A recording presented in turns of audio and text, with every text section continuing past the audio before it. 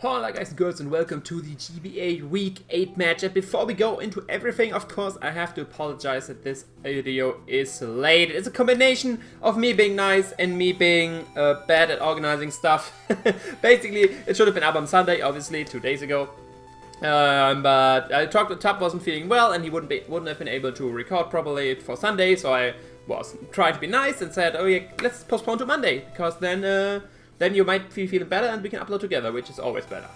And yeah, that's why the upload schedule was on Monday, but then I kind of got swamped with other stuff and I didn't got to record on Monday, so I had to postpone on Tuesday. It turned out that Tup was still sick, so he had to postpone Tuesday as well, and that's why we are in this video right here. So just so you have an explanation on why this video is late. And yeah, but now it's here, so let's go into it. So of course we have quite the history of Tup. We faced him a bunch of times. He was already part of the league when I joined and stayed throughout, of course. And yeah, so far we have a pretty good record versus him, but that might change pretty quickly because this Tup this season, let me tell you, this is quite the different Tup. At least record-wise, he is tearing it up in his division, and he is in our conference as well, so we are fighting for the same playoff spot. And this game is especially important because if I manage to win versus Tup, and on the other hand, MV managed to win versus Nate, which, I mean, that got uploaded on schedule, so you should really know how that went. Then we are locked for playoffs, both me and Envy. So yeah, that's why this game is very important to us. And yeah, let's hop right in. Of course, the usual shoutouts go to NeonXero for joining this team for me and GoldoaDragon for recording this match for me. They're both a huge help so far in this season. Both the links will be in the description. Definitely check them out. Without them, I wouldn't have been able to do what I'm doing. And yeah, so if you like what I see, you have to like them as well and give them a look. But now going over the team, of course, it's upload team builder, not yesterday, but 3 days ago. You can check that out for more in detail, what my mons are about, what his mons are about. But very short overview, we got speedy, physically defensive Rocky out Mandibus, mixed defensive Tangrowth with 3 attacks and Toxic. Then we got physically defensive Azumarill with Sap Sipper. Then we got agility Power Punch Mega Lucario. Then we got, what's Jirachi again? What is the Jirachi? Kyurem-B is ICMZ with Hail, Z-Hail and Blizzard and Fusion Bolt and Hit Power Fire. I know that. What was the Jirachi set? Oh heck. Oh heck. It seems I have to check out the team builder myself as well, because I totally forgot that the Jirachi set was. Check out the team builder to find out what the Jirachi is, or we find out together in this match. One of the two will happen, but yeah, that happens if you build way too long ago and battled way too long ago and then wait so long till you record the match. But looking at the opponent's side, he brought the Diggersby, the Miltank, these Mega Scizor, the Zeraora, the Entei, and the Ash Greninja. No big surprises. The biggest surprise is to not see the Shaman Sky, which definitely was a big factor going into this match. And we see the Diggersby, which is of course a threat, and the Entei, which is a big threat. But the rest we prepared decently well, or pretty well I want to say, so the important is going to be versus the Miltank, of course, how fast it is, and if this speed on Manimal actually is enough to outspeed it. On Diggersby it's going to be important if it's Scarf or Bandit. If it's Scarf, it's of course, I think, easier to deal with for me, because obviously it's faster than everything, but barring, yeah, Jirachi is not Scarf, so it's faster than everything actually. But it's, I have switch-ins to that thing. If it's Bandit, I don't have switch-ins. Then Scizor, you have to watch out if it's Swords and something like that. Zeraora, of course, I have to scout what Z-move it is. Entei probably Bandit. Ash Greninja, could be Specs, could be some item, could be anything. A lot of options there. But yeah, going into this match, I look at his team and I decide to lead with my Mandibus, because the only thing I would be scared out against right off the bat are the Entei and the Zeraora. In both I have a great switch in either Azumarill or Tangrowth. If anything else, I can either click Taunt, Foul Play, something like that. And yeah, so I do decide to just lead with that. Greninja, of course, is a bit threatening as well versus me. I can't really hurt too much, but on the other hand, it can't really hurt me too much either, since we are only a Foul Play. And yeah, his Ice Beams won't be too much damage. Either way, we lead with Pow, our Mandibus, and he decides to lead with Chunk, which turns out to be his Diggersby. And I'm just firing off a Foul Play right off the bat. If this thing is Bandit, we can take the hit, and we can all-co it with the Foul Play after he goes for the Rocky Helmet recoil. If you see, he does go for U-turn. From that damage, we can tell that he's adamant, but he is actually not Bandit. He's actually, he's not Bandit. We know that. Most likely Choice Scarf, since he led with it and clicked U-turn. So, but we know it's not Bandit. We go for Foul Play. We could get some good damage on this arrow. You can see right here, but actually not enough to say that it's physical. That is a mainly special Zeraora. We of course have a switch instead in the Tangrowth to scout what item is, what moves he has, and all this good stuff. He of course predicts to switch out into something and goes for the Volt Switch. And from his damage, you can say he doesn't get life up recoil, and from his damage, you can tell he is not boosting item. He is max special attack, but he's not boosting item, so most likely Z Crystal. But not seeing the life up is already great. Life up not on Zeraora and Band, not on Diggersby, made these things a lot more easier to deal with.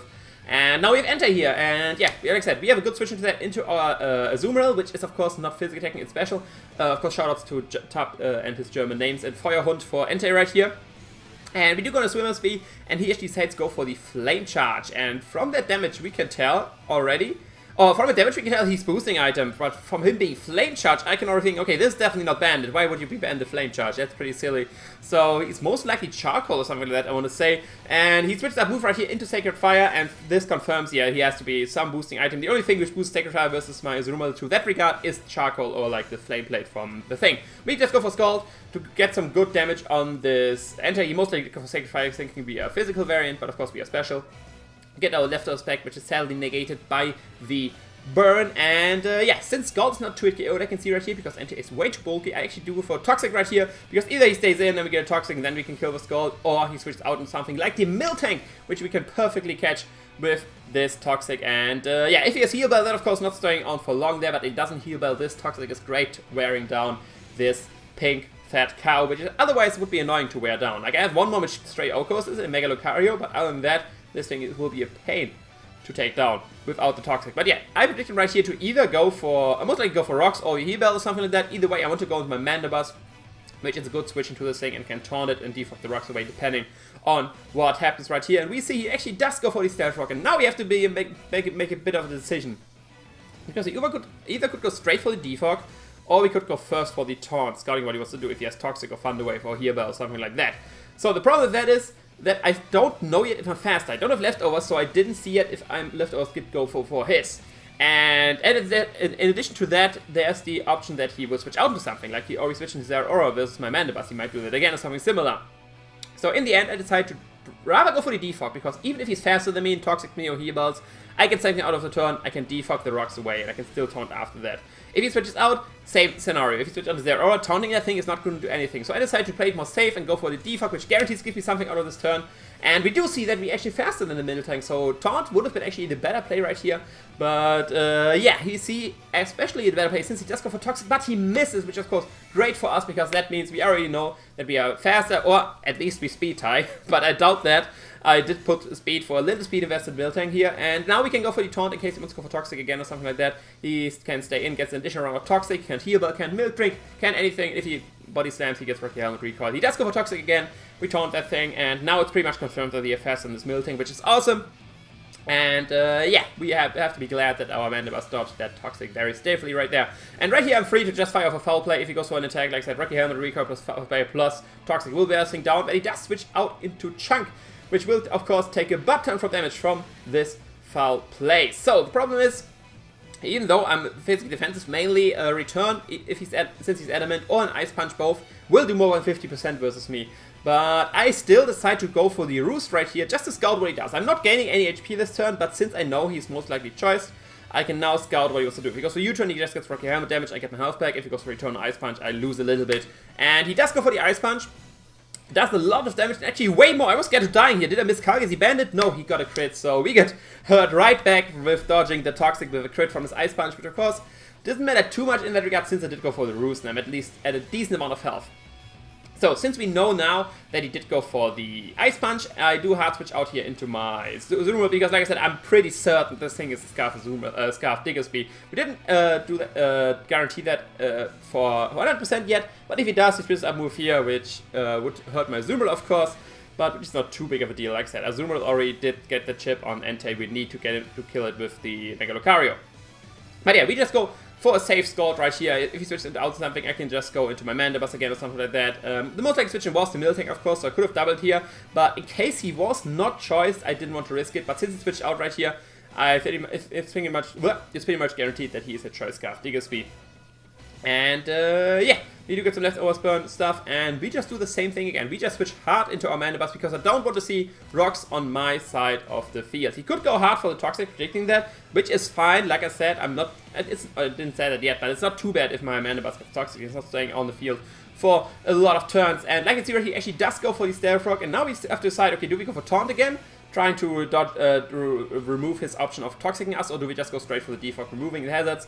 I decide right here to just go straight for the defog, because now, especially since he knows we have Taunt, he is less likely to go for Toxic than he was before. And he actually does switch out as well, so we do the right play here by defogging and not taunting the incoming Zero Aura, and we do get rid of the rocks right away, again. Since he does switch to Zero Aura, we of course have a great switch to that, which is still very healthy, and which is of course our Tangrowth, which we are going to switch right away. We don't want to take a Volt Switch, we don't want to take a Plasma Fist, we don't want to take an HP Ice with our Mandibuzz, but who wants to take all these hits is our Spätzle, which doesn't matter. He goes for HP Ice, I'm assuming here, but HP Fire wouldn't make really sense with my team, and we see that does around a third, a little bit less than a third, but Left Recovery is not a free KO at this range. We can just go straight for an Earthquake right here, trying to kill this thing potentially. I'll get a good amount of damage on anything that wants to switch in. Like, I can't really double right here since he will go for a Volt Switch all the time, so he would get momentum in that scenario. And he does actually hard switch into his Scizor. Sadly, we didn't go for HP Fire. Kind of the middle ground play of Earthquake, which hits his whole team for the most damage. And yeah, we actually get some decent damage on this, decent chip on the Scizor right here. And yeah, we do not want to stay in, of course. We still need this thing healthy for the Zero Aura. And U-turn, even though we could live it, will hurt a lot and would hurt way too much. And if he goes for SD on my HP Fire, which he can live at this point, it's not too much of a deal. I actually decided to switch out into our Mega Lucario right here, because there's two things he's going to do. If he's SDs, either SDs or he's going to go for the U-turn. If he SDs, we can still take a +2 Bullet Punch and can blow him back with the close combat. If he goes for anything else, we crowd resist the U-turn, we resist the Bullet Punch, nothing to worry about, and we can get some offensive momentum versus him, or offensive pressure versus him in the comparison to switch into Mandibuzz. He does switch into Chunk right here, which confirms for me now 100% this Choice Scarf. But to be honest, I don't know how Tup knew that I'm a Lucario with no priority, because otherwise I would kill this thing with everything. Vacuum Wave, Bullet Punch, Extreme Speed. Either way, we do not have priority actually, so we do have to switch out with this Choice Scarf DSB, and do switch out hard into my Mandibuzz, predicting him to go for the Earthquake right here, which indeed he does. And yeah, which gives us another free foul play to get some good damage on anything on his team, barring the Greninja, and he does decide to go into his Scizor, which is great news, because with this foul play we actually find out that this is not a defensive Scizor at all. That is a very good amount of damage, and we find out this is a max attack element Scizor, and we just taunt this thing right away. We don't do this thing SDing, we don't do this thing roosting. If he bullet punches the U-turn, that's fine with me. He gets Rocky Helmet recoil and gets out of there, and he tries to roost, and that's very nice, because now we can just foul play once more. And yeah, keep getting some damage with our Mandibuzz right here versus some things, and he decides to sack the Chunk, which is awesome, because now him revenge killing Lucario is getting a lot more difficult. And yeah, getting rid of the Scarf is of course nice for everything of my all of my mons which are offensive and don't take this too well. He goes back into Toshin, of course, which is his Zero Aura, and once again, you already know my switch in. It is the Tangrowth, the Spätzle, which is still out of range to take 2 HP Ices from here. He of course goes for here because I don't know if it would kill Mandibuzz from that range, but it actually would do a good amount of damage, and of course it hits the Tangrowth, which is the most likely switch in. And yeah, right here we have to decide, do we go for Earthquake, do we go for HP Fire? Actually I decided to go for the HP Fire right here because I don't want the Scizor roosting. I actually want to catch it and kill it with this HP Fire if he decides to switch into that again, because he can take the Earthquake, is faster than me, all this good stuff. But sadly he does decide to switch into Miltank right here, so yeah, if he would have gone for Giga Drain, and I mean he could have been Stab Stipper to be fair, but if he would have gone for Giga Drain and he wasn't Stab Stipper, we would have killed here. Sadly we don't. And yeah, we get some little chip on the store right here, which sadly now has a chance to Milk Drink or do all kinds of shenanigans. But all the things he does right here, I don't predict him to go for Stealth Rock, because that didn't work for him out 2 times already. So he's either going for Toxic or he's going for the Milk Drink. And in both scenarios, the best play right here is going into my best boy, the Mega Lucario, because this is a scenario I was waiting for. I have Mega Lucario in, he has Miltank in at a very weakened state, and this is quite in range of the Power Punch from a Mega Lucario. Seeing what he saw from this Miltank so far, Stealth Rock, Toxic, it will have Milk Drink, and then Body Slam maybe. We could just set up on the thing, get our agility up, and start getting this up, and after over Power Punch, and basically are good to sweep his team, if not all of his team. If he, of course, gets the Body Slam Para, we can just agility again to negate that, but of course, then we still could potentially get Para. But either way, we do go for agility. Actually does have the Body Slam, which of course is resisted, so it won't do too much damage. And we hope for no Para, and we do not get no Para, and that's awesome. Even with the left also carry, he will not die to this poison yet, and that means we get a free Power Punch right here, and we are looking at a +1/+2 Mega Lucario, and some, if not all of his things, will die right now to this thing. He has nothing which can take a +1 close combat at this point, and he has nothing which is faster than my Lucario, so we are guaranteed some kills right here. He does go sadly into his Entei, and I go to the Calc, +1 Power Punch, actually could kill from here, but there is a chance that it might not, and if he's a little bit HP investment, it actually guarantees not kills anymore. So we do just go straight for the close combat. He does go for extreme speed, of course, to bring us in range of his other priority, I'm assuming, his Bullet Punch and Water Shuriken from Greninja, and we do go for the close combat, and we do kill the Feuerhund, which is the Entei. And we do get rid of that, which is awesome. That frees up now Azumarill to basically do anything, because now he doesn't have the Entei anymore. And he does go into Frosch, which is the German name for frog, by the way, which is Greninja. And now we have to make another decision. So, if he specs, he kills us with his Water Shuriken in 3 hits, which he is very likely to get, since 2 hits is only lowest number. If he's not choice specs, actually, he kills us only with 4 hits, or with 3 hits and 3 high rolls. So in the end, if he's choice specs, he kills us, very likely. If he's not choice specs, there's a higher than 50% chance that he doesn't kill us. So the question is now, do we risk it and try to get the chance? And basically, if he doesn't kill us with here, we sweep his team, because we kill this thing, then he only has Scizor and the Zeraora left, and when he has nothing anymore to break my team. But if he kills us, of course he gets a Battlebond form, and that makes this game a lot more threatening, because then it's specs and it's Battlebond, which is a pain in the ass for my teams. But in the end, I decide actually to risk it right here. Stay in, go for the Power Punch to kill this thing, get a +2, but he does go for the Shuriken. Do we can live? No, from the first hit, you can already tell this is a choice back to Ninja. And yeah, our risk right here did not, or taking this risk did not work out at all for us. He gets the 3 hits, and he gets his Ash Greninja form, because he killed our Mega Lucario. So now, of course, we have to look into what we have to revenge kill. We know he's choice back, so we know he's locked in the Water Shuriken, so we have a good amount of switching. We could go more on offense and go into Kyurem Black, or we could go more defensively and go into our Tangrowth, which could go for Giga Drain or get some recovery with the Generator. Kyurem Black would have been the better play right here, but I actually, when thinking about, okay, I could Kyurem Black, I would have to go for Fusion Bolt, which would kill this thing, would kill the Scizor, and would not kill the Zeraora, actually, because it would gain health from the Fusion Bolt since it has Volt Absorb. Totally forgetting that I have Terror Volt. I would negate the Volt Absorb from him. I would still kill him with the Fusion Bolt. So that's why in the end I decided to actually go into my special, because I didn't want his Zeraora gaining health or something like that. And I thought this is the way safer play. And I actually decided to double out right away to get my Regenerator here into my Azumarill, just scouting what he wants to go for, because at this point Azumarill is not really needed. So even if he stays in, turns out I missed Carlton, he's not specs, or he goes into Zeraora, I can just guarantee to get my Generator right here, because Tangrowth at full health is now going to be important for the Greninja, because then it can take the Ice Beam and OHKO with the Giga Drain.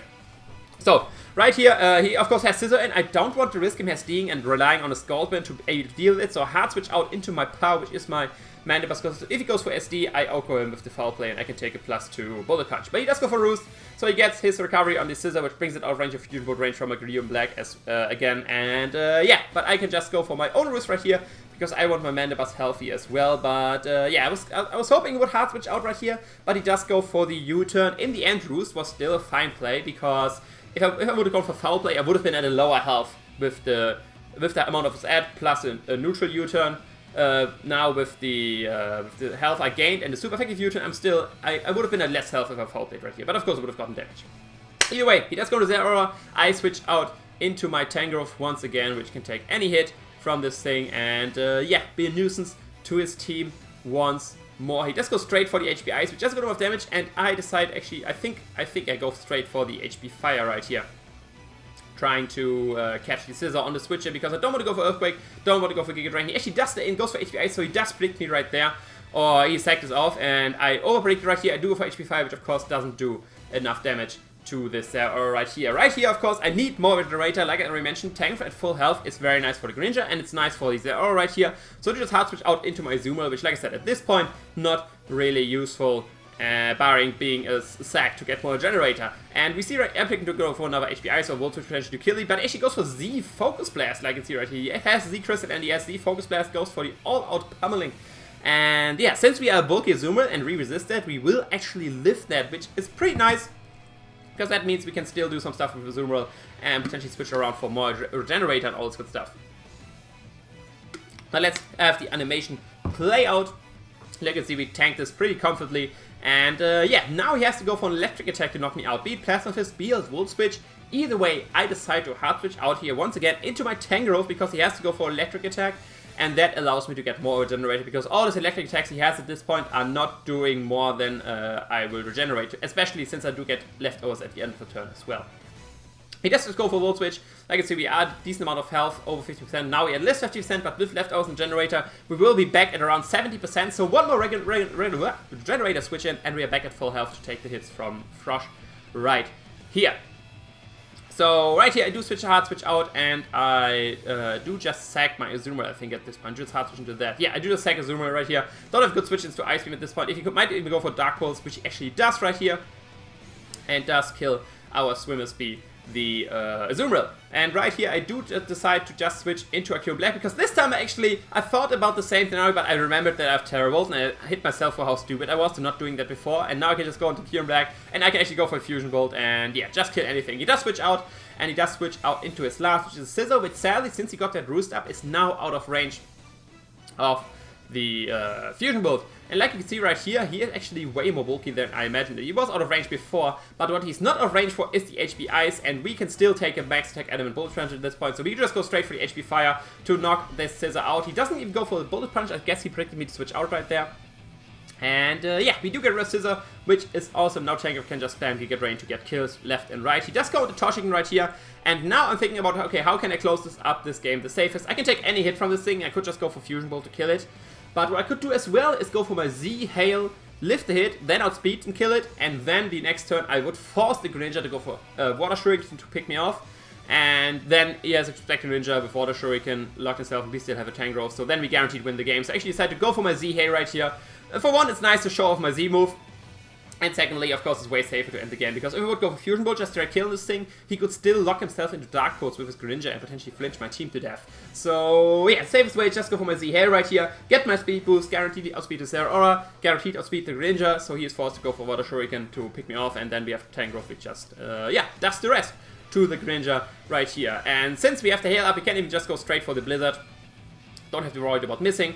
Even if he tries switching around, it's not going to help at this point. We do kill the Toshiken, the Zeraora right here. And now it's his Frosh versus the world, with by 4 months left. Will he go for Water Shuriken? Will he go for something else? Of course he will go for the Water Shuriken to pick off my Kyurem Black at this point. We can take one hit, but sadly we can't take the next one. And yeah, now it's GG. Since this is, like I said, Choice Spectrum Ninja, he's locked into that. We can go into our Tangrowth, or is he actually not Choice Specs and I'm faking you out, and he goes for Ice Beam and wins the game. Find out right any moment now. He does go for Water Shuriken. He's actually is Specs, and yeah, I was trying to play you a little bit there, but yeah, he does go to his 3 hits, which does a good amount of damage. With Hail, actually had a chance to tricky me, but it's not anymore after I get my Giga Drain recovery, and especially not since Tangrowth just straight Okos the Frosh. Get out of the way, get out of the way. You might have a German name, same as my Spätzle right here, but we already know who the superior German Pokemon is, I guess. And yeah, we defeat Tup, we win 3-0 versus him, and this, since the spoilers, you already saw probably MV1 versus Nate, so now we have our guaranteed playoff spot, which makes our next game very interesting. But let's not talk about next game, let's talk about this game first. Of course, GG to Tup. I think the game went pretty smoothly. My defensive core of Azumarill, Tangrowth, Mandibuzz pretty shut everything down. And now you actually see as well why I didn't know the Draft set anymore, since it didn't come into play the whole time. I remember, it's Cobra Berry. Yes, it's Cobra Berry with Rocks and Energy Ball. It was a lure for Greninja. I had that still in the back. I remember that at the end of the game. God damn it, where it doesn't matter anymore. But either way, the only thing I would have probably made different, or should have made different, was the thing with Lucario. Just switching out with something versus Greninja. The Water Shuriken was pretty obvious. And I could have prevented him from Mega Evolving. I still have my Lucario, which could have got some kills. So that was a misplay, I think, in the end of my part. Thankfully, it didn't end up mattering. And yeah, that's GG to Tup. And yeah, like I already mentioned, this makes the next game very interesting, because next we're actually facing Envy. And how things currently stand, we most likely will face him 2 weeks after that in playoffs again. So we already talked versus him, and we are probably making this a more fun match, since, like I said, we are very likely, like either me, like Tup will most likely be the 4th seed, Leo the 1st seed, and then me and Envy will be the 2 and 3rd seed, depending on who wins there. The other one will be the 2nd, the other one will be the 3rd, and the 3rd face the 2nd seed. So we will, in like most scenarios, we'll face Envy again, and in 2 weeks after that. So we don't want to bring our best team. Same of course goes for Envy. So we already decided to make this more of a fun match, to show some mons we didn't really have the chance to show, and show some sets we wanted to show and didn't have the chance yet. So yeah, you can look forward to that. But either way, that's all for this match. If you enjoyed this match, leave a like, comment, subscribe. You know the deal. Hit me on Twitter, Facebook. All the links are in the description. Hit up my opponent. Hit up all the guys I mentioned in the beginning. But that's all from me. I will see you another time. Ciao.